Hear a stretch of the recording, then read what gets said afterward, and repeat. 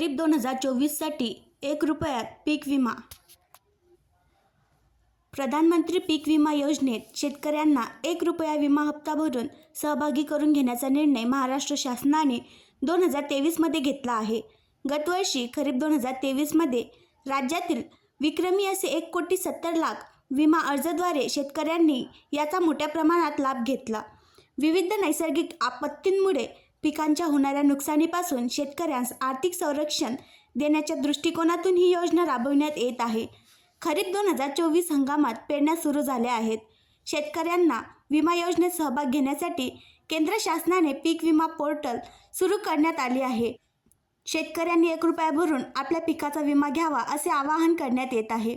विमा योजनेत सहभागी होण्याकरिता शेतकऱ्याने काय करावे?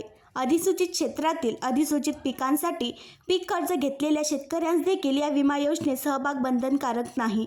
मात्र त्यासाठी शेतकऱ्याने विमा योजना भाग घेण्याच्या अंतिम दिनांकाआधी किमान 7 दिवस संबंधित बँकेस विमा हप्ता न भरणे याबाबत लेखी कळवणे गरजेचे आहे.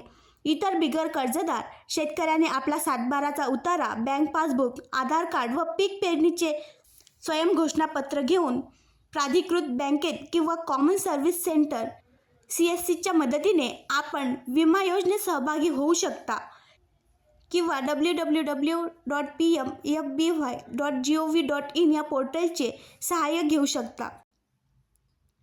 आणखी नवीन व्हिडिओ पाहण्यासाठी आमच्या देशमुख एक्सप्रेस न्यूज चॅनलला सबस्क्राईब करा, लाईक करा आणि शेअर करा.